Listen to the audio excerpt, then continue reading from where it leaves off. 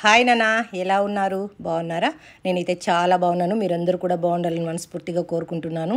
ఈరోజు రెసిపీలు మా రాయలసీమ స్పెషల్ వంటకం గుత్తి వంకాయ, చిత్రాన్నం, పెరుగన్నం ఎలా తయారు చేయాలో చేసి చూపిస్తాను, చూసేయండి. ముందుగా చిత్రాన్నం తయారు చేసుకుందాము. ఇది చిత్రాన్నానికి కావాల్సిన ఐటమ్స్ అన్నీ. పెనం పెట్టుకొని దాంట్లో 2.5 గంటె ఆయిల్. ఇది నేను 1/2 కిలో రైస్కి. కొద్దిగా ఆవాలు, కొద్దిగా జీలకర్ర, శనక్కాయ విత్తనాలు బాగా వేసుకోండి, బాగుంటుంది టేస్ట్. కొద్దిగా దూరగా వేగంగానే కరివేపాకు. ఇది ముందుగా నానబెట్టుకున్న ఉద్దిబ్యాళ్ళు, శనగబ్యాళ్ళు డ్రైగా వేసుకున్నా బాగుంటుంది. నేను కొద్దిగా నానబెట్టి వేస్తాను. వేగాక రెండు ఒట్టిమిరపకాయలు వేసేసుకోండి, బాగా వేయించుకోండి. అట్లా కొద్దిగా బ్రౌన్ కలర్ రావాలి. ఇదైతే కొబ్బరి, తెల్లగడ్డ, ఉప్పు, పచ్చిమిరపకాయలు పేస్ట్. పచ్చి కొబ్బరి వేసుకుంటేనే బాగుంటుంది, ఎండు కొబ్బరి వేయకండి. ఇది మిక్సీ పట్టి కొద్దిగా సాల్ట్ కూడా వేసుకోండి. ఇది పసుపు. మిక్సీలో వేసుకున్నప్పుడు కొద్దిగా సాల్ట్ కూడా వేసుకోండి. ఇక్కడ సాల్ట్ చూసుకొని మీకు ఎంత కావాలో అంత వేసుకోండి. ఇది నిమ్మరసం, ఒక 5 నిమ్మకాయలు పట్టినాయి. 5 నిమ్మకాయలు పిండుకొని అట్లా వేసేసుకున్నాం. అంతే, చిత్రాన్నానికి పులుసు రెడీ అయిపోయింది. కొద్దిగా కొత్తిమీర, అది మీ ఇష్టం. కొత్తిమీర వేసుకుంటే వేసుకోవచ్చు, లేకపోతే అవసరం లేదు. చూసారా? దీన్ని చల్లబెట్టుకొని 1/2 కిలో రైస్ ముందుగానే వండి చల్లార్చి పెట్టినాను. ఇప్పుడు దాంట్లోకి అంతా కలిపేస్తాను.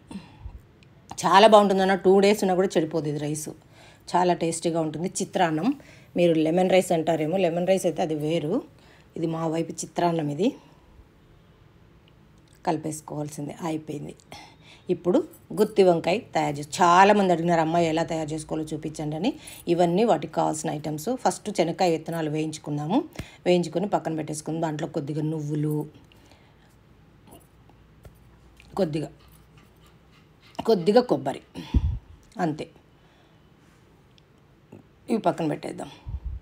ఇప్పుడు బాగా చూడండి, ఈ వంకాయలకు ముళ్ళులు ఉంటాయి. ఇది ముళ్ళొంకాయ, కానీ టేస్ట్ సూపర్గా ఉంటుంది నాన్న. ముళ్ళొంకాయ, దీన్నంతా ఆ ముళ్ళులని ఫస్ట్ తీసేసుకోండి. అట్లా చూసారా? లేదంటే గుచ్చుకుంటాయి, కానీ టేస్ట్ బాగుంటుంది అన్న. కొద్దిగా వాటర్లోకి ఉప్పు వేసి ఇవి కట్ చేసుకోవాలి 4 ముక్కలుగా, అంటే విడిపోకుండా, అంతే. ముందు ఈ ముళ్ళొంకాయలో పుచ్చులు బాగా దండిగా ఉంటాయి నాన్న, పురుగులు బాగా చూసుకోవాలి నీట్గా, కానీ టేస్ట్ మాత్రం సూపర్గా ఉంటుంది నాన్న. అట్లా కట్ చేసి పెట్టుకోండి. ఇప్పుడు మనం ఈ మసాలాలన్నీ మిక్సీ పట్టాం. శనక్కాయ విత్తనాలు, కొబ్బరి, నువ్వులు, ఉప్పు, కారం, పసుపు, ధనియాల పొడి, ఇవన్నీ ఎంత కావాలంత కొద్దిగా వేసుకొని మిక్సీ, ఒక ఎర్రగడ్డ కూడా అన్నీ మిక్సీ పట్టేసుకున్నాం. అల్లం, వెల్లుల్లి కలిపి మొత్తం అట్లా గట్టిగా ఉండాలి మసాలా. ఎప్పుడే కానీ నీళ్ళగా ఉండకూడదు, అసలు నీళ్ళే వేయకూడదు. అంత కొత్తిమీర అట్లా వేసి బాగా కలిపేసుకోవాలి మెత్తగా. నీళ్ళు వేసి దాన్ని బ్లెండ్ చేయకూడదు నాన్న. అది అట్లా మొత్తం అట్లా నింపేసుకోవాలి. చాలామంది అడిగినారు అమ్మ గుత్తి వంకాయ కూర ఎట్లా చేస్తాను. నేనైతే ఇలాగే చేస్తాను నాన్న. అంటే దీంట్లో ఎన్నో రకాలుగా చేయొచ్చు, కానీ నేను ఎక్కువ ఇదే చేస్తాను. ఇది జొన్న రొట్టెలోకి కానీ, చపాతీలోకి కానీ, మామూలుగా జీరా రైస్ కానీ, బిర్యానీలోకి కానీ ఈ వంకాయ కూర ఉంటుంది నాన్న, భలే ఉంటుంది అసలు. అన్నీ అలా నింపి పెట్టుకోండి.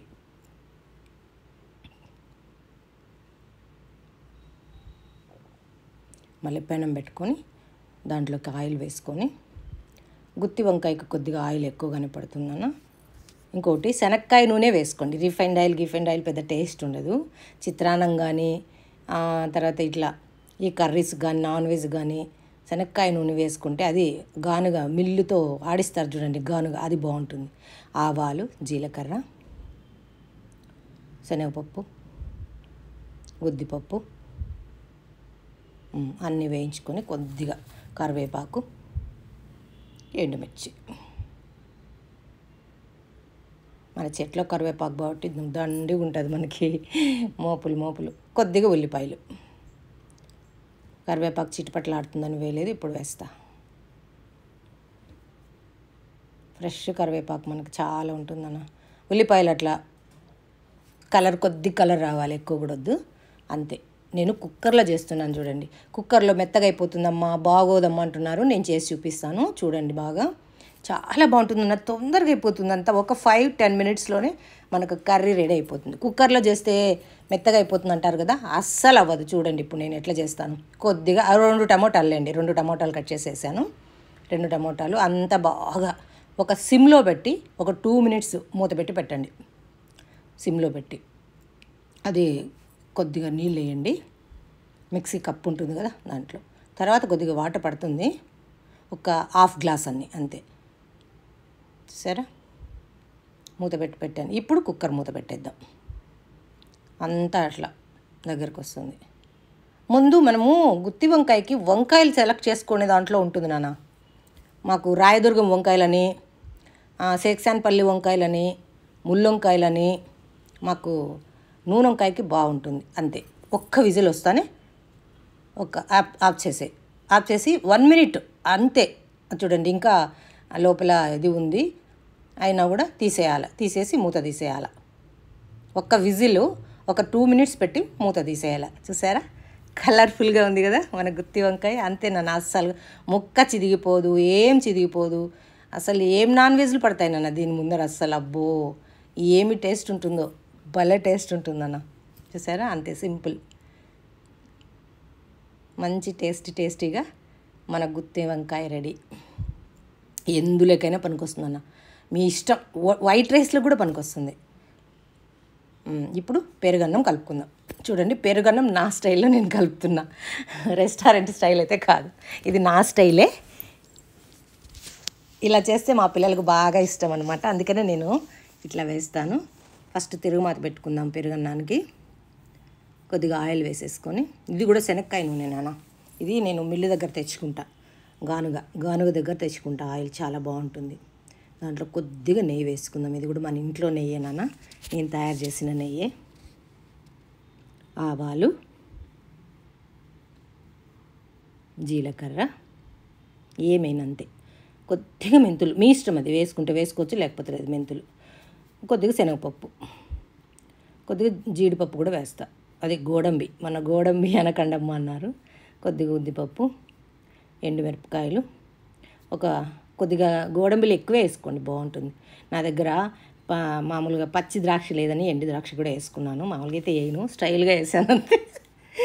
కొద్దిగా కరివేపాకు, స్టైలిష్గా ఉంటుందని వేసాను ద్రాక్ష అందులోకి. అయినా బాగుంది అన్న, టేస్ట్ సూపర్. అంతే, దీన్ని పక్కకు పెట్టేసుకుందాం.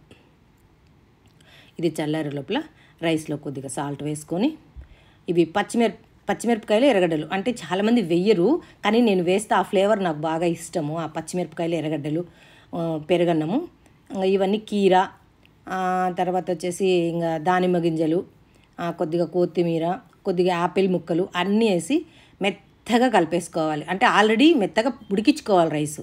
ఇప్పుడు ఇది మన ఇంట్లో పేరబెట్టుకున్న పెరిగే కలిపేసాను అంతే. ఇంకా ఉప్పు చూసుకొని మనం కొద్దిగా టేస్ట్ చూసుకొని అంతే సర్వింగ్ చేసుకోవడమే.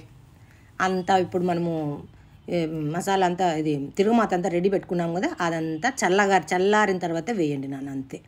అంతేనన్న. ఇది కూడా 2 డేస్ అయినా ఏమవ్వదు, పాడవదు. మామూలుగా అయితే ఎర్రగడ్డ పచ్చిమిరపకాయలు వేయరు, కానీ నేను వేసుకుంటా.